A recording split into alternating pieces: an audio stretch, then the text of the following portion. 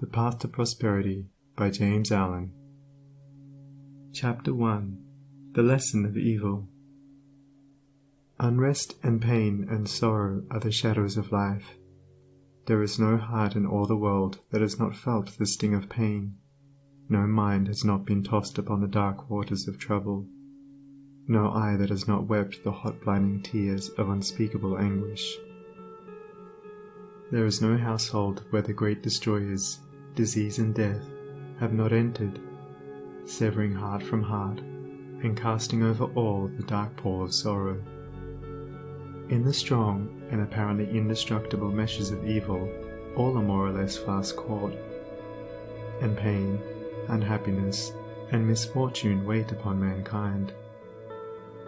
With the object of escaping, or in some way mitigating this overshadowing gloom, men and women rush blindly into innumerable devices, pathways by which they fondly hope to enter into a happiness which will not pass away.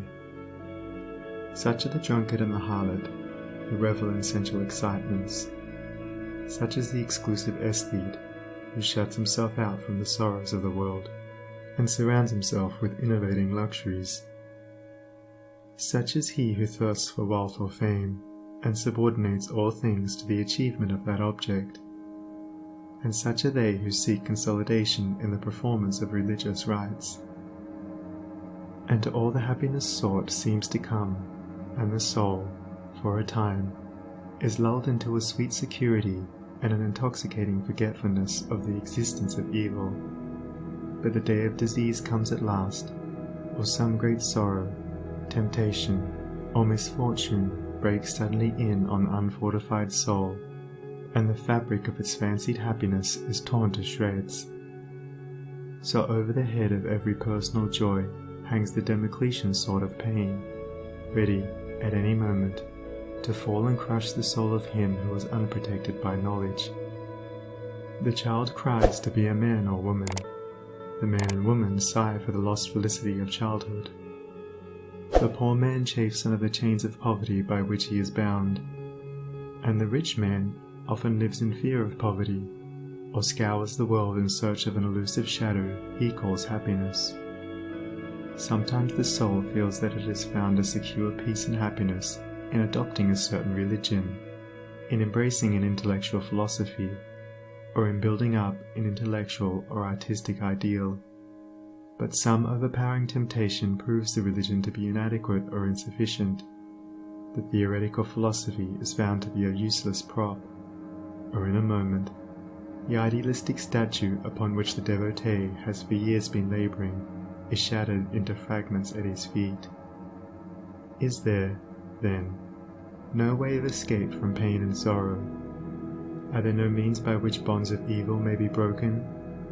Is permanent happiness, secure prosperity, and abiding peace a foolish dream?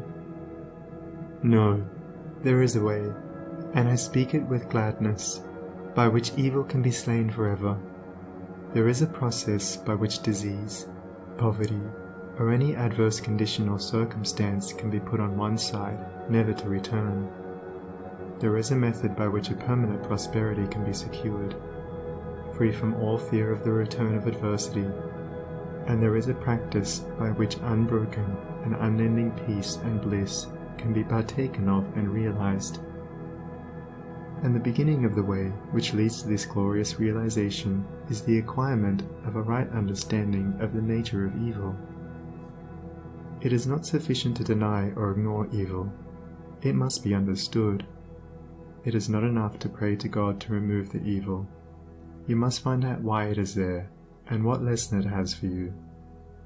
It is of no avail to fret and fume and chafe at the chains which bind you. You must know why and how you are bound.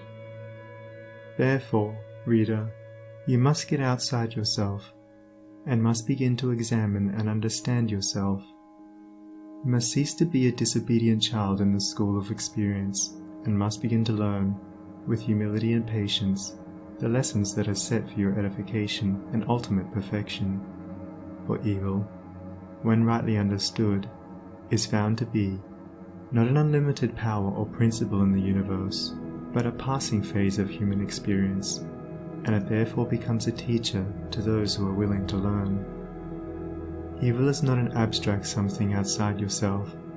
It is an experience in your own heart, and by patiently examining and rectifying your heart, you will be gradually led into the discovery of the origin and nature of evil, which will necessarily be followed by its complete eradication. All evil is corrective and remedial, and is therefore not permanent. It is rooted in ignorance of the true nature and relation of things, and so long as we remain in that state of ignorance, we remain subject to evil. There is no evil in the universe which is not the result of ignorance, and which would not, if we were ready and willing to learn its lesson, lead us to higher wisdom, and then vanish away. But men remain in evil, and it does not pass away, because men are not willing or prepared to learn the lesson which it came to teach them. Thank you for watching. Don't forget to subscribe, share and like this video. Tell me in the comments how did you like it? See you on the next video.